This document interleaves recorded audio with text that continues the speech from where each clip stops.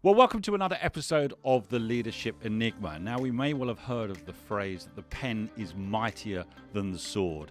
And for all of my professional life, words have always had meaning and words have always been incredibly powerful. So I was fascinated when I saw a particular speech on YouTube and found out that there was an incredible story behind Mohammed Qahtani, who grew up suffering from severe stuttering, but then, would you believe it, won the Toastmasters World Championship of Public Speaking. Now, that's to win out of 30,000 participants from more than 100 countries. Why would he do that? How did he do that? So many questions. I hope so many answers do come back to me just after this break.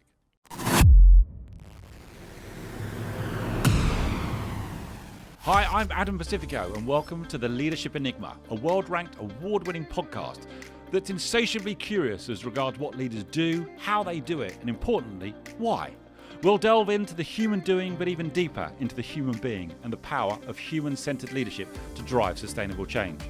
So whether you're an entrepreneur, business owner, corporate executive, each week we speak to global experts, academics, rising stars, ambitious upstarts and disruptors, as together we will discover that success leaves clues.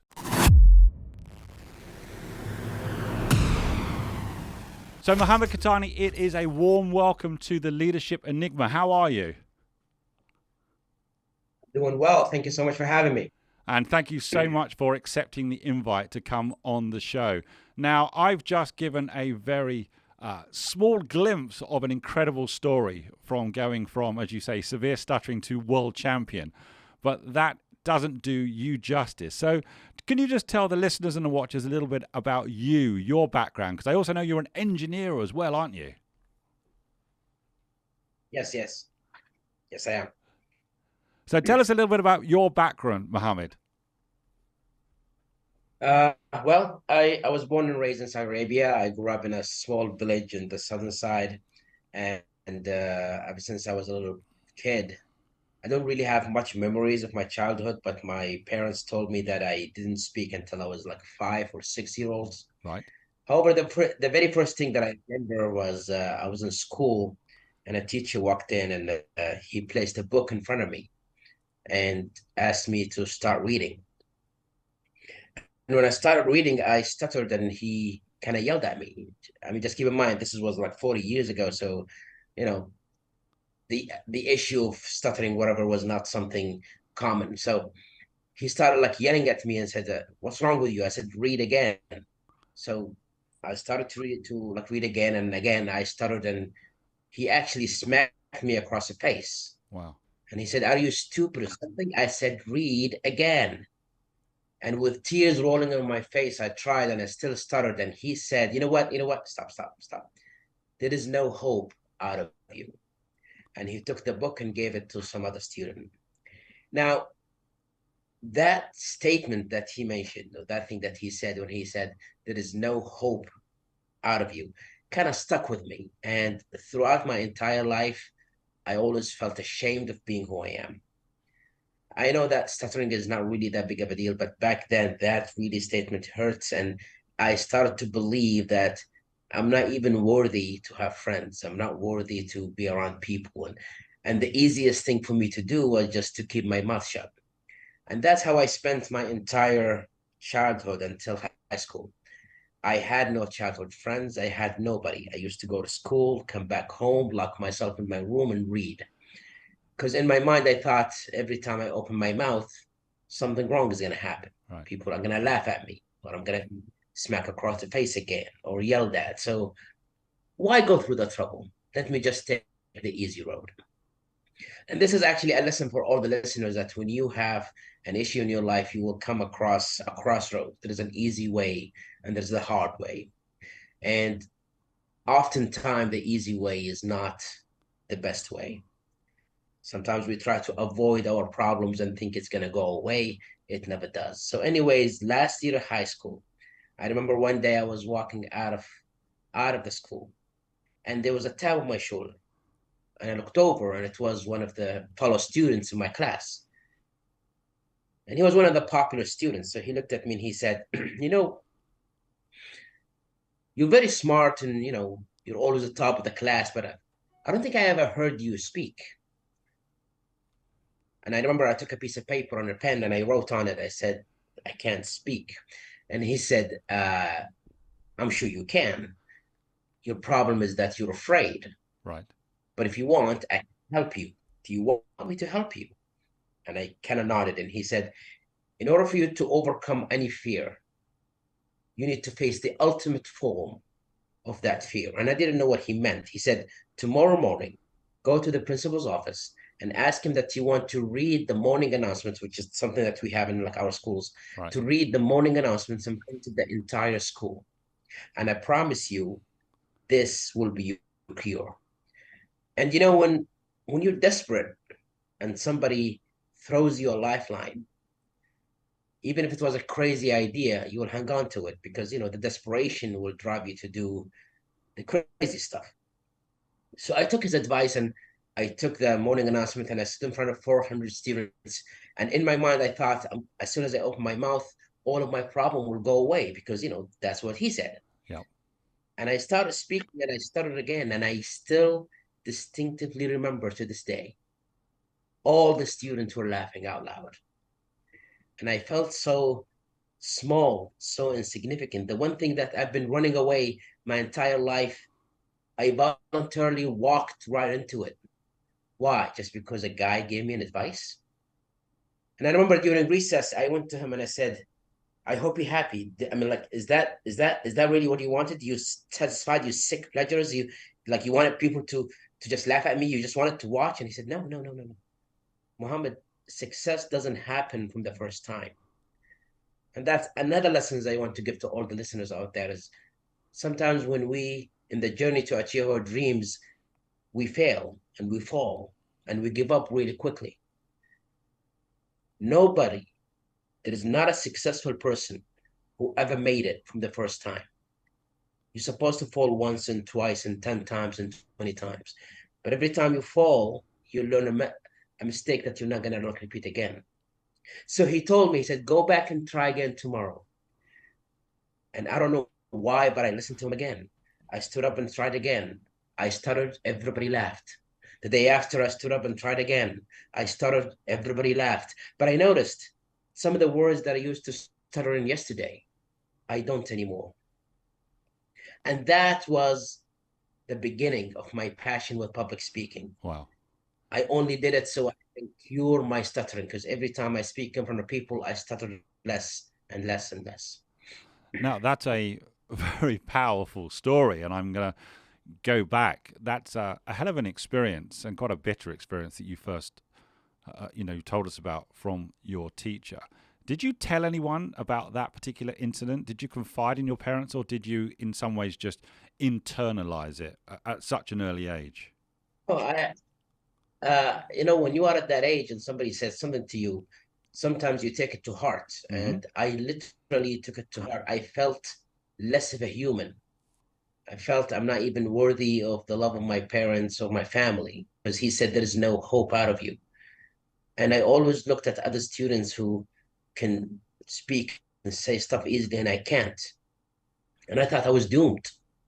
And that was my mistake that I actually kept my mouth shut. My mistake was I avoided my problem for so many years. But at such a young age, that's perhaps understandable as well. I'm very intrigued that this student came along and in many ways was wise, kind, a coach, and was a catalyst for you on a journey, as you say, of falling and getting up and falling and getting up. Tell me a little bit more about this student. Where did he come from? How did he become such an impact in your life? And is this someone you're still in contact with? Because obviously he is a bit of a linchpin for the next series of chapters in your life. So where did he come from almost? Well, I mean, like he was just a fellow student in my school. I rarely interacted with him. Yep. And I don't know why he came to me and gave me that advice. So I kind of count myself lucky that someone out there, a stranger, extended a helping hand because oftentimes that does not happen to us. Oftentimes the world doesn't really care about our problems and doesn't really give us that push of a motivation. And we are waiting for the world to give us that push. But sometimes that does not happen. But however, that's not an excuse. I know a lot of people who say, well, nobody believed in me. The question is, did you believe in yourself first? The change has to come like within. As I said, I count myself lucky, but for those of you out there who don't have someone who can extend a hand, you don't have to wait for it.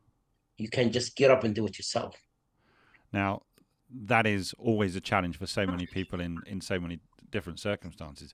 Did you keep in touch with this person, or was this someone who was in your life for a period of time and then disappeared almost as easily as they appeared? Well, actually, it's a funny story because so all of this stuff happened in high school, and Yep. after graduation, I studied in college in the United States, and then I came back and I got a really good job, and then later on I joined Toastmasters, and then I became the world champion in 2015.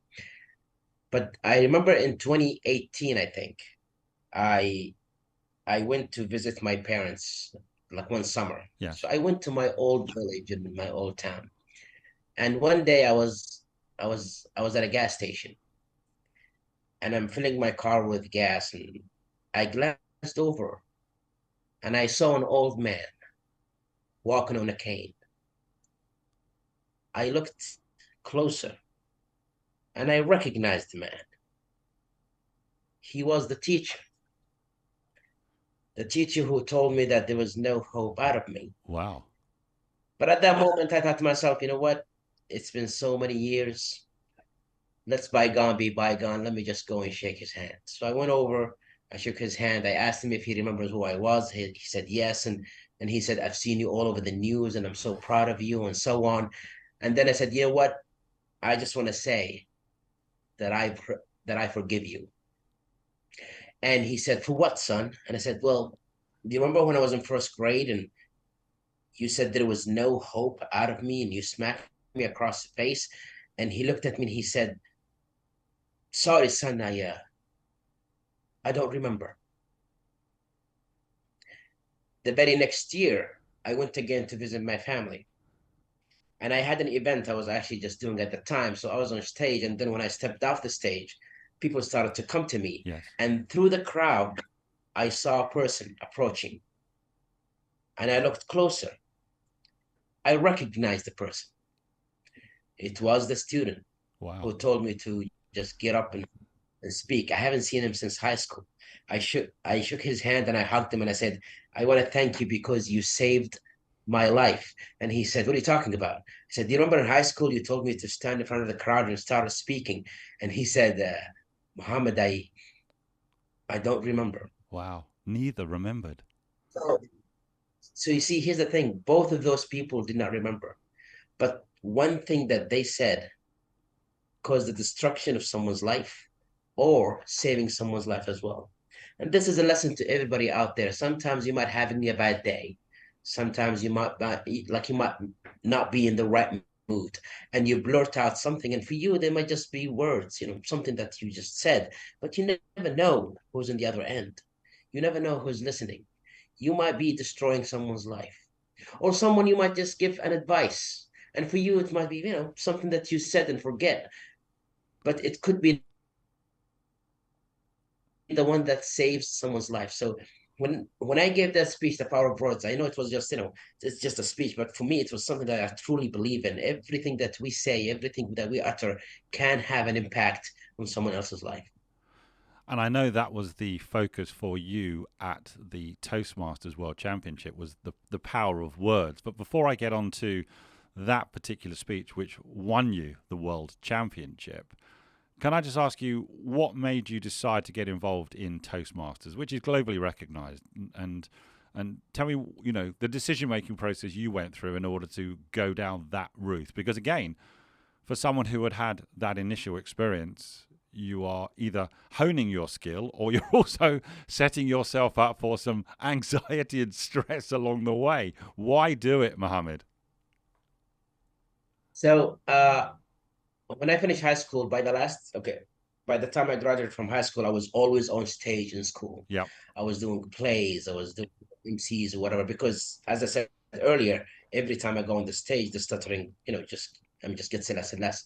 And then when I went to college in Arizona State University in the US, um, I used to go to school in the morning, and at night I used to go to comedy clubs and do open I mics. know you And love comedy. I told a lot of jokes. I made a yeah. So I did that because that every time I'm on stage, I'm stuttering less, and also I would love to make people laugh. So by the 4 years of college, my stuttering was almost gone, like it was not there.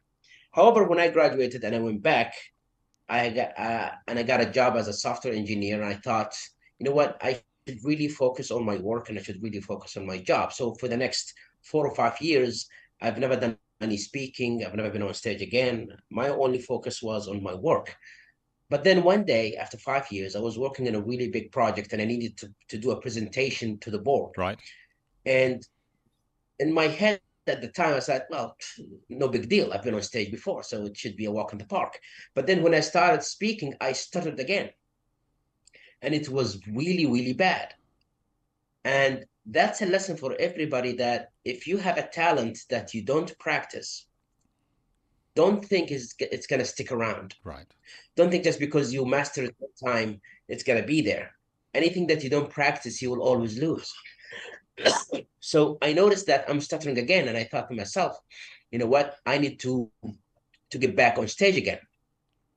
And I needed a venue where I can speak on a regular basis. And that's why I joined Toastmasters again. Right. I joined Toastmasters so I can overcome the stuttering again. But when I joined and I started speaking, my club president told me about this speech contest that they do every year, and maybe I should try it out. So I started competing in 2010. But every time I reach to a level, I lose, or I get like, like I lose a competition, and then I Yep. start over the year after. And it's not until 2015 I was able to make it all the way to the finals and win the title. Now, when we talk about all the way, we're talking about 30,000 people from 100 countries Yes. are competing for the prestigious World Championship. So you say you got all the way, and that was in relation to the subject of the power of words, and you've told the story about really what that means to you. So in 2015, what made you decide to use that subject as the vehicle for your success? But obviously you didn't know that you were going to be successful. Was 2015 the first time that you chose that subject as the vehicle to compete? Yes, actually, what happened in 2015. So there are 30,000 contestants, but you go through a lot Awesome. of like elimination Yeah. rounds, and then on the final round there is only like 10 people left. So in 2015, I reached to a certain point, which is the one level before, but I didn't win. I got second place. Right. And I thought to myself, you know what? That's okay. I can always try next year. But then the first place winner had an emergency and could not make it. So he dropped out. And since I was the second place, I got to take his place. But I didn't Right. have a really, really strong speech to do. And I kept going through the old speeches that I wrote, and I tried to decide, but like none of them was, like none of them really spoke to me, And I kept, squeezing my mind just to come up with an idea, but nothing comes out until one day. I still remember I was I was outside of my work, like building with a friend of mine, and we were having a smoke. And then this old man passed by, and he looked at us and he said, "Guys, come on, why? Why are you destroying your youth? I mean, like, please, come on, guys, smoking is not good for you." And I felt kind of ashamed that I was about to throw the cigarette away, but Yeah. then my friend looked at him and he said, actually, sir, that's not true. In fact, there is not a certified medical journal that proves that there's a link between smoking and lung cancer or heart disease or whatever. And the old man looked at him and he said, then why is it even on your packet? It says, Yes. smoking caused, Yeah. It does, doesn't I it? mean, yeah. And my friend looked at me and said, do you know how much money tobacco companies make? They make so much money that the governments of the entire world had to control it in order so they don't control the world. So this is just a propaganda war. And the guy said, wow, I did not know that. And then he walked away. I'm looking at my friend and I'm shocked too. I said, you know what? This is new information for me too. I did not know that. And my friend looked at me and said, I just made it up. But at that moment, I realized if this guy can convince someone that smoking, which we all know is not good for you, can convince him otherwise, what else can you do with your words? And that's when I got the inspiration and I started writing. And I would ask anyone, we're going to put the link into the full speech which won you the World Championship. I've watched it a couple of times because public speaking has always been part and parcel of my livelihood and what I do on a day-to-day basis. And perhaps this podcast is all about storytelling and words and experiences and leadership and people's narrative. And I watched yours a couple of times, and it was a wonderful blend of comedy, timing, personal storytelling, but also a very, very powerful lesson in relation to, as you've already just alluded to, the power of words to either destroy or build. And so it resonated with me. But tell us a little bit about how you went about constructing what was the World Championship winning presentation, because so many leaders have to communicate on a daily basis, must be orators of vision, of purpose, of mission to those that they lead. And many are not good, or that is not what they're known for, and fear public speaking. So you've overcome severe stuttering. Tell us a little bit about how you, in your mind, started to create the roadmap for success, because you didn't know you were going to win it, but tell us a little about those components, or what was forefront of your mind, Mohammed.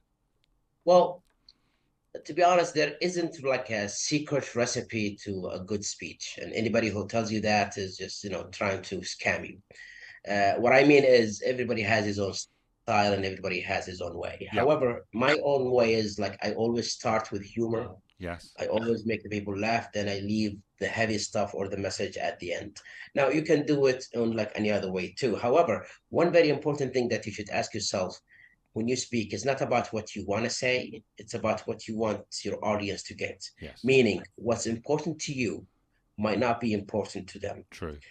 Another thing that you should also ask yourself, what kind of knowledge and information that they already have, I should not repeat the same thing to them again. So I ask myself, do people think words that we say is that important?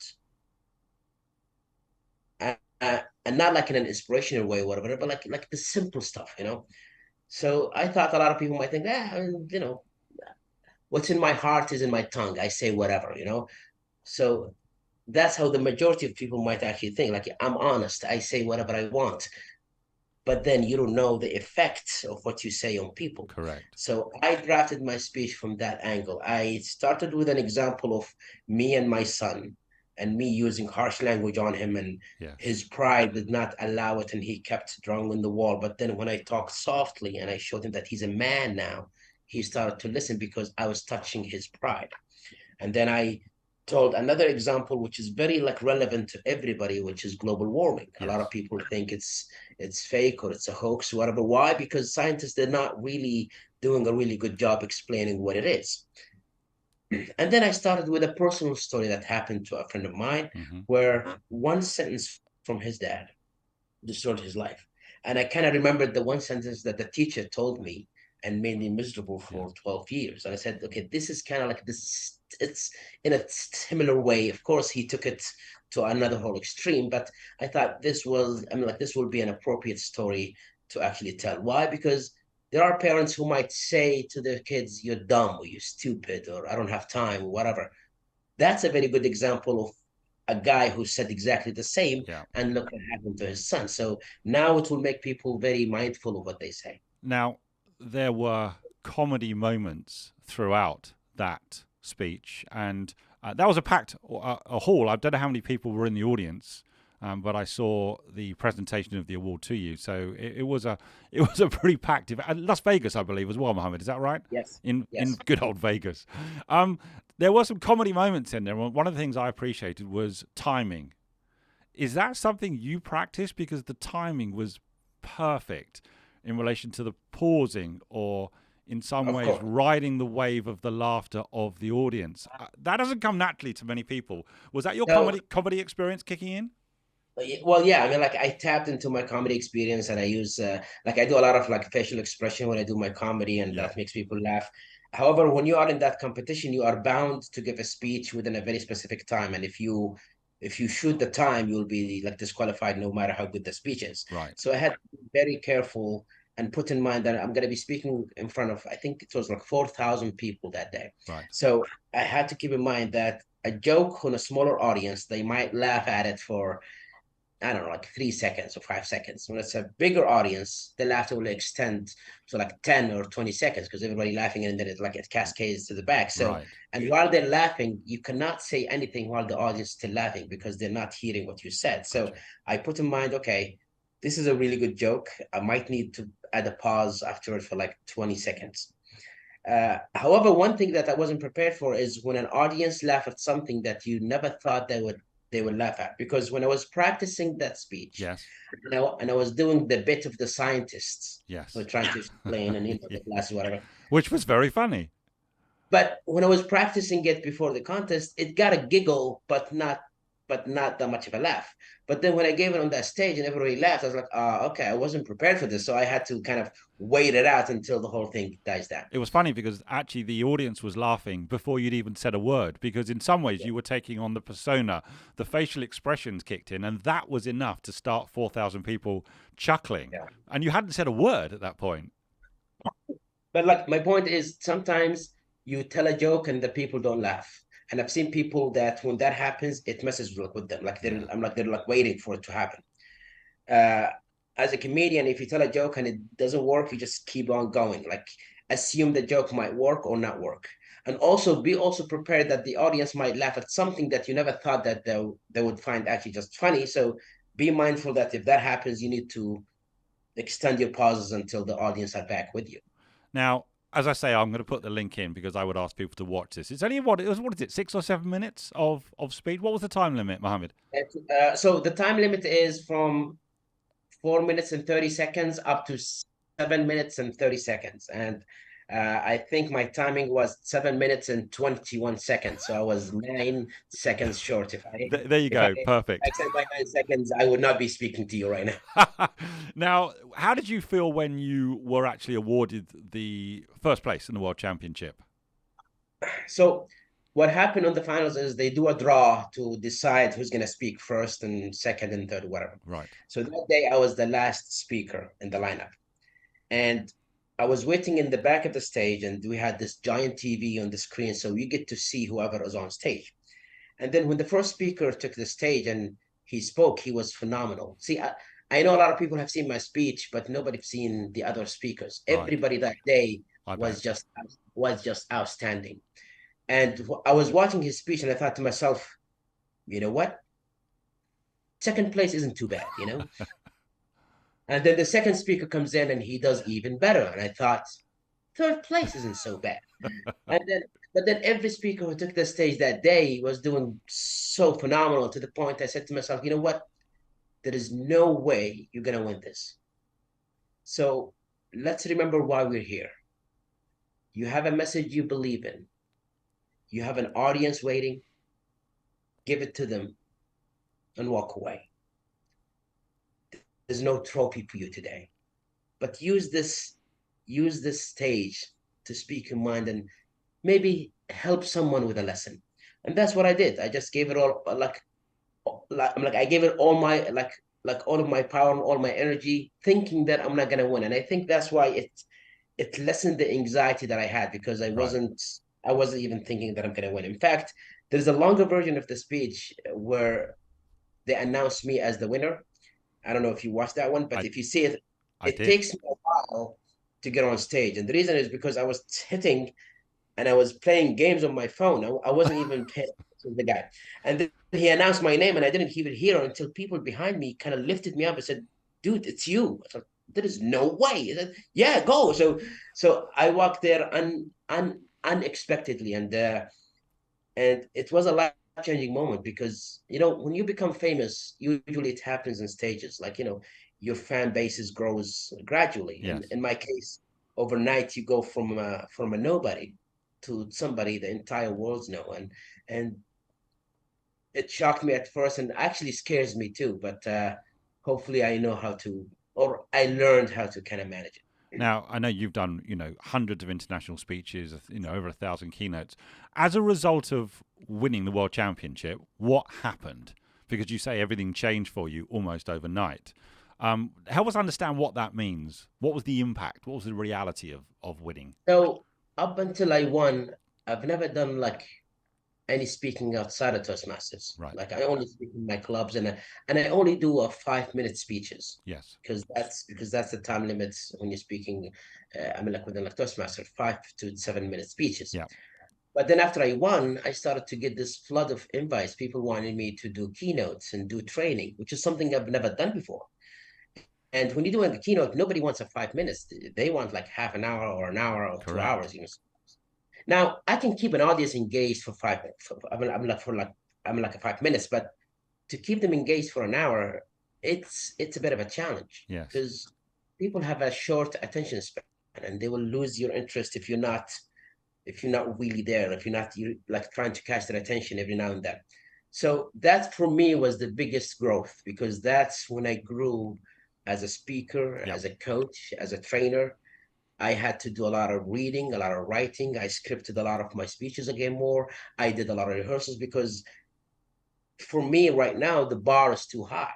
People, I mean, like, if they see your speeches on YouTube and then they see another speech and like, okay, this is not the same guy, the expectations are too high and you cannot just give, like something like it's either you give it your full Yep. or you just out of the game. So, is there a standout experience that you've had as a result of winning the World Championships? So this is the moment that really kind of changed my life because right after I won Yep. and I took the trophy, they walked me into this hallway and there were TV reporters and newspaper reporters and everybody was just taking pictures of me and having an interview with me and they all kept asking me the same questions. Mr. Qahtani, what's next for you? And I didn't have a question. I mean, like I didn't have an answer for that question because again, as I said, I never thought I'm gonna win this. Yeah. And then after all the interviews are done, they walked me into another hall where the 4,000 people who were in the audience, they got from the back door, lined up, all of them just to take a picture with me and have me sign autographs. And Instant you can fame. tell how big the moment is, like and for a person who's never used to this, is I felt like $1 million, right? Like I'm signing autographs, taking photos, whatever. And sometimes when fame become that large, Yeah. sometimes you lose yourself. And we have seen it a lot with famous people and celebrities. The fame gets so much into their head, they lose who they are. They were like really nice people, and now they turn to be arrogant or, like people that you cannot even stand. But I'm ashamed to say that at that moment, I was swept with the fame and I was just picturing, like the utopian future where I'm followed by paparazzi, whatever. But then I was in that line for about an hour. A lady walked in and I can see she had tears in her eyes. And she walked to me and she grabbed my hand and she said, "Son, I don't want a photo. I don't want an autograph. I stood in this line for an hour just to tell you this. What you said up there earlier will make me a better person. I'll be a better person just because of something that you said.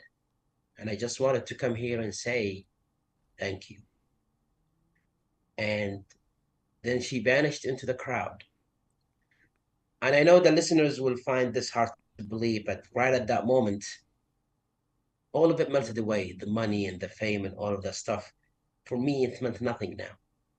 Because for me now, I know what's next.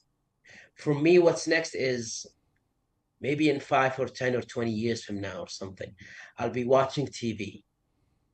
I'll be flipping through the channels.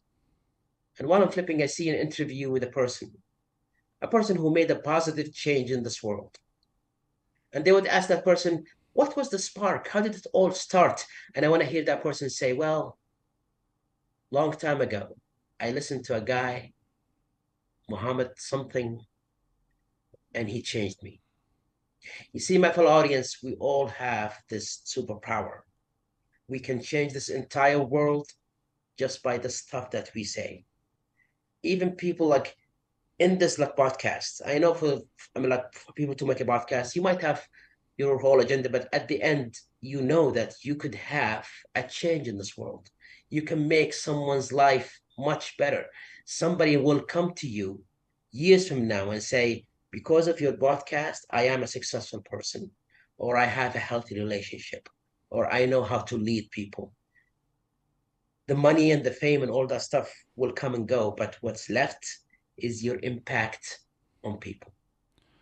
And I think that's perhaps the real motivation for doing this podcast. I'd say to a lot of people, this started as nothing more than a lockdown project, a mitigation strategy when we were all very much just in our own homes. And here we are over 160 episodes later. But it only takes one email or one comment from someone about how an episode impacted them in a positive way, hopefully. And that's enough. But it's incredibly humbling as well, isn't it, Mohammed, that something Yes, you've said or done has touched somebody's life and had I an know. impact See, on them. we all, okay, everybody knows themselves, and I know myself. I'm a person with so many flaws and with so many problems. And if you ask people who know me dearly and know me, for years, they're like, "Oh, this guy is just a joke or something." But I know myself and I know my limitation and I know my flaws. However, if people look up to you as a role model, even with your flaws and problems, but if people look up to you, give them something to look up to. You might not think yourself as that much of a person, but you do have an impact. The smallest thing that you can do can change someone's life. Anybody here or who is, I mean, like anybody here who's listening and have kids, ask your kids, who's your hero? They will say you. And then you look at yourself and say, me, I'm just a regular person. They see you as a hero, and they're not the only one. There's a lot of people who do. Maybe they just don't say it. And I think this very neatly fits into the work that we do with leaders all over the world about the shadow that they cast, Mohammed, and the impact that they have not only on the people that they lead, but in the people that they interact with and the people that they don't even realize they're interacting with, because they are being seen and they are being heard always. So that's why I was very keen to chat to you. I'm interested, Mohammed. Here's a dangerous question for me. I reached out to you on LinkedIn and said, hey, I watched your video and I loved it. Come on to the show. Thankfully, you said yes. Why? Well, again, as I said, we all have a superpower, and the superpower is, the thing that you say might change someone else's life. So I take any chance to speak, whether it's on a stage or on a podcast or through an interview, whatever, because I don't know. I don't know who's listening. I'm hoping that one of the listeners today will be the one person who years from now will say, Mr. Qahtani changed my life. What we leave here in this world is a legacy. Everything else will vanish away. I always say this in my speeches. I always say, when the day comes and you pass away, there will be three types of responses. People might say, thank God he's dead. It's about time. Or they might say, huh, okay. Or they might say, oh no. Which response would you like to have? And I think that's a very appropriate question to leave all of our listeners and watchers. Listen, it's been a real privilege to chat to you. Thank you very much for accepting my invite and trusting me to have a curious conversation with you. And I hope that you've enjoyed it. My final question is, how can people get in contact with you, Mohammed, to learn a little bit more about the speeches and keynotes that you do? And I know you're a family man, 4 children, living in Saudi Arabia at the moment. As I say, I haven't been out there for about 18 months, so I hope that changes soon. But what's the best way for people to connect and learn a little bit more about what you do now? So I have my website, which is www.qahtanispeaks.com. In there, you will find all my social media accounts. Yep. You will find links to my YouTube channel with a lot of other speeches in there too. And also, there's an option there if you want to book me for your event, you'll find that as well. You will have my email. Just reach out to me, and I will help as much as I can. The human like limitation, the biggest human limitation is time. Yeah. So I don't promise like I'm gonna answer everybody at the same time, but I promise you, whatever help I can offer, I'll be more than happy to do so. This is brilliant. And what we'll do is we'll put in the show notes the link to the speech that actually won you the World Championship. I'll also put in Qahtani Speaks website URL. So we'll put all of those in, and we'll do our best, and I hope you will too, Mohammed. Let's share this with the world and hope that it has an impact on just one. Well, we'll start with the one, and maybe we'll hope for more. Listen, you've been an absolute superstar for taking the time out to be part and parcel of the Leadership Enigma. Thank you so much, Mohammed. Thank you so much for having me. It's a pleasure. Take great care, my friend. Thank you.